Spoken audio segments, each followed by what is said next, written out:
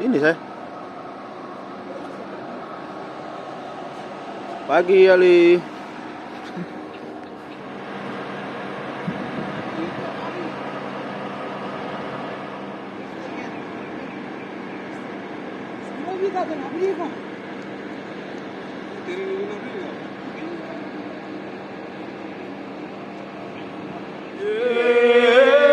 Yesus, Kau segalanya bagi. Mari angkat tanganmu, katakan Yesus, Yesus. Yesus, amin Tuhan. Yesus, Kau berarti bagiku.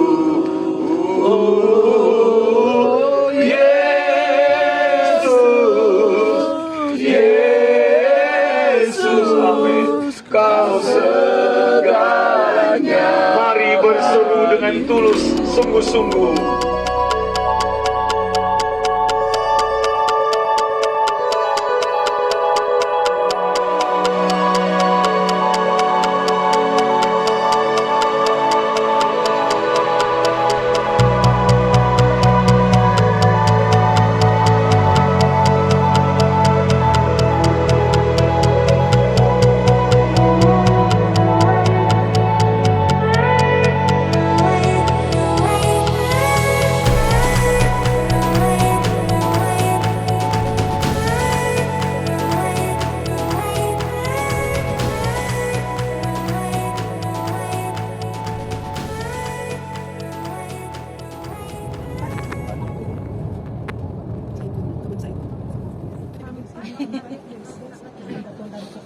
Malah dia gini, dia bisa pergi jalan. Iya kan? Kita menyeberang kemarin besar-besar. Januari kemarin 20 tamu. Sama no? Sama. Apa dia bilang? Ya tahu kan dia.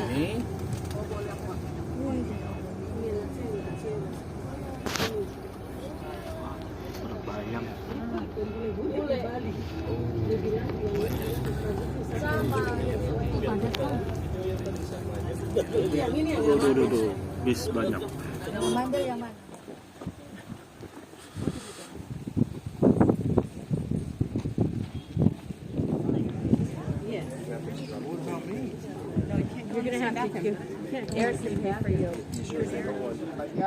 Grup berdua, dalawa. Tidak di dalam. Bapak Ibu, kita mau berdoa di sini. Thank you. Bapak Ibu, puji Tuhan kita bisa diantar Tuhan ada di sini. Ini namanya Gereja Bukit Sabda Bahagia. Tadi dijelaskan oleh Ferry, dibangun oleh arsitek namanya Antonio Berlucci pada tahun 1937. Dan ini merupakan tempat yang menjadi favorit dari semua peziarah, Bapak Ibu.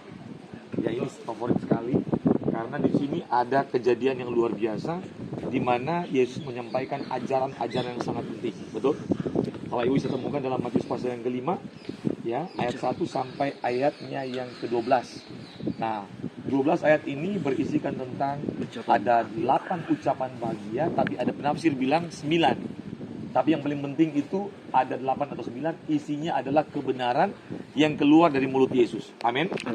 Dan ini mewakili seluruh segmen manusia, seluruh golongan manusia, seluruh pergumulan hidup manusia, seluruh keadaan manusia, seluruh kondisi hidup manusia. Nah, saya bacakan ya.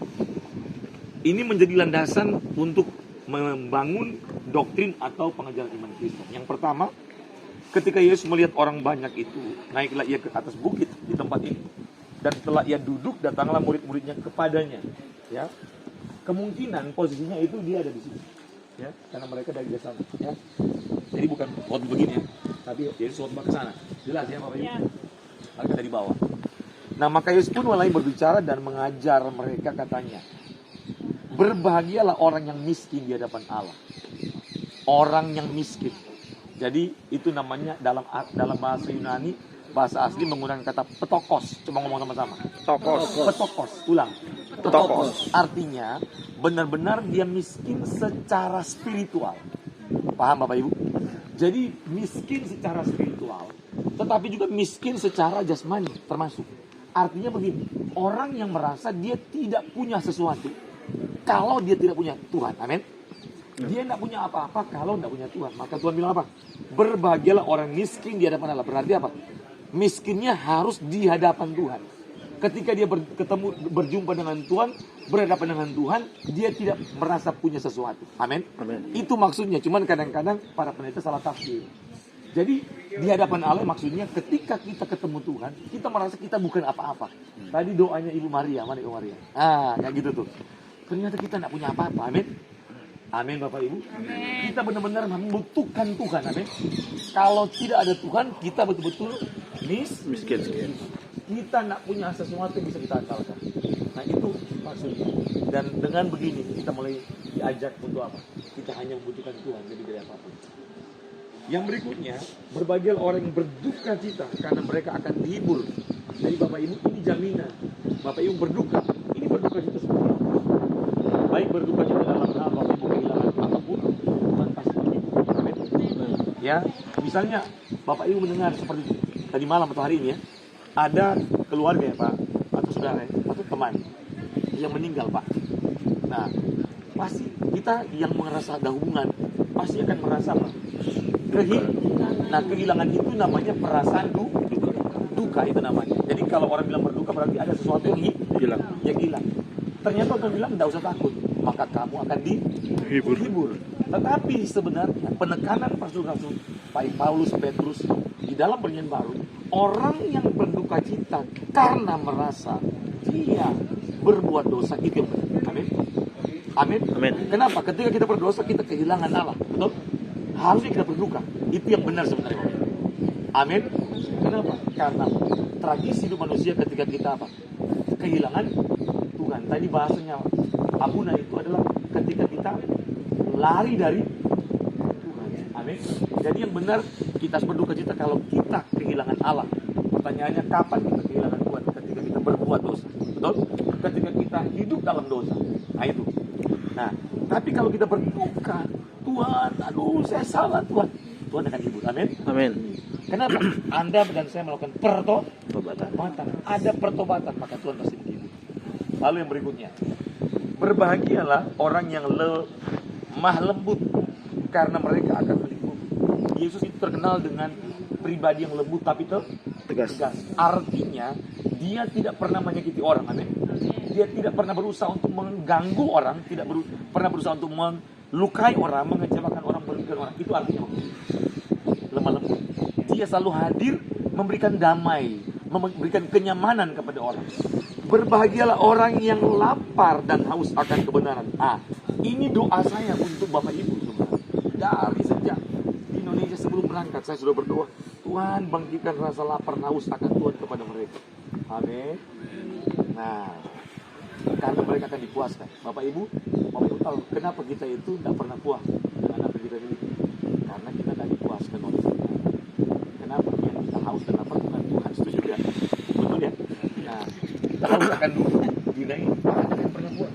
Tapi kalau kita haus akan kepuasan, kekausan. Amin. Tapi kalau mau belanja boleh. Oh iya, selagi ada di sini semua ada waktu. Iya.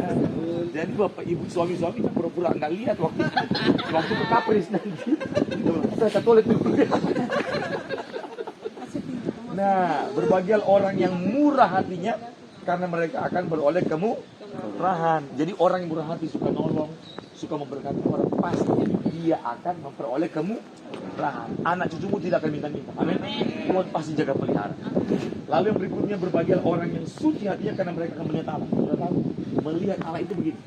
Itu melihat kemuliaan Allah, rahasia-rahasia Allah. Karena tidak semua orang diberikan keistimewaan anugerah untuk melihat kemuliaan Allah. Amin. Hanya orang yang suci. Amin. Anda melihat kemuliaan Tuhan di sini, betul? Rahasia kebenaran itu kemuliaan Tuhan. Amin. Dibukakan. Melihat dengan mata hati, bukan mata jasmani. Kalau ke toko lihat mata jasmani. Tapi kebenaran harus pakai mata hati. Yang berikutnya lagi, berbahagialah orang yang membawa damai karena mereka akan disebut anak-anak Allah. Grup ini membawa damai. Kenapa? Penuh kasih dan suka cita. Berbahagialah orang yang dianiaya oleh kebenaran karena mereka yang mempunyai kerajaan surga. Makanya menderita karena kebenaran, kita pikul salib karena kita orang benar, karena kita mau menyampaikan Injil, karena kita melayani, karena kita berkorban bagi pekerjaan Tuhan. Tidak usah hitung, tidak usah menyesal. Tuhan pasti bayar semua. Amin. Amin. Kenapa? Karena mereka akan apa? Punya kerajaan Sorry. Berbahagialah kamu jika jika karena aku kamu dicela dan dianiaya, dan kepadamu difitnahkan segala yang jahat.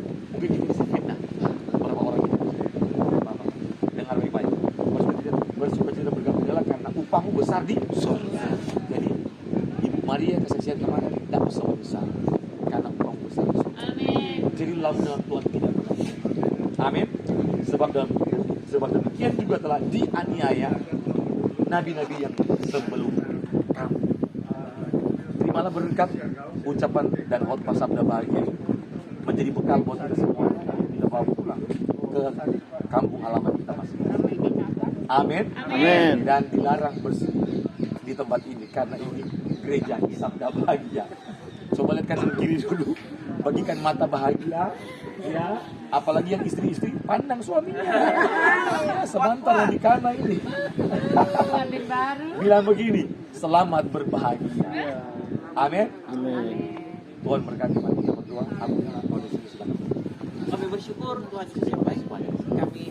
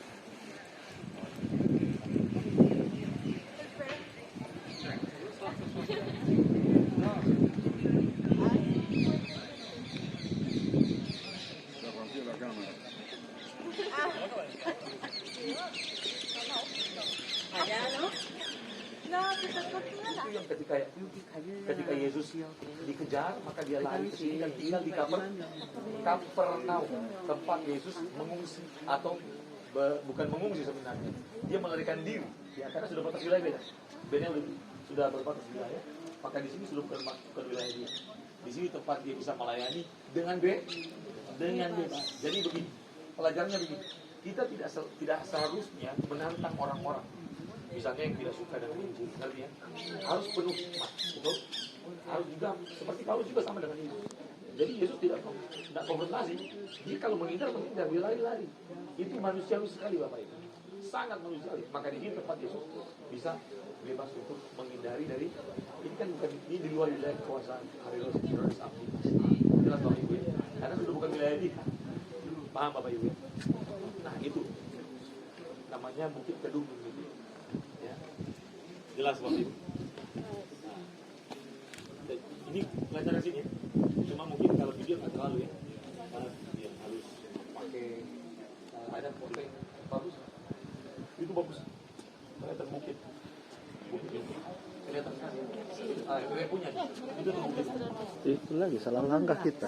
Jadi mereka itu ketika mengajari kan mereka mengirim dia. Karena ketika dia dari mana kirim dia, maka Yesus melompat dari sini, tapi sebenarnya kita bilang menghilang.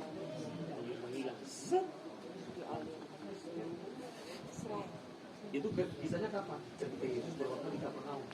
Yang dia bilang Allah pada ya, masih ingat itu ya. Maka mereka tersinggung. Bapak Ibu sebentar. Ada empat nama untuk Danau Galilea, Danau Tiberias, Danau Ginosa, dan Danau Kineret. Ya.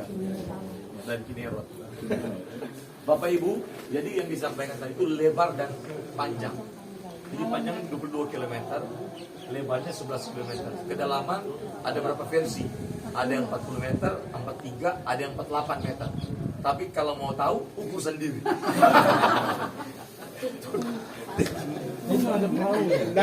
Nama Kineret adalah arpa di Danau Galilea, Musik, arpa. tahu musik harpa itu bentuknya seperti harpa. Jadi kayak gini. Jadi kalau dana ini bentuknya begini. Pernah dengar yang arpa ya? Oh iya, yang berdiri. Oke, yalla. Ayo. Iyalah. Kalau nggak percaya ukur sendiri.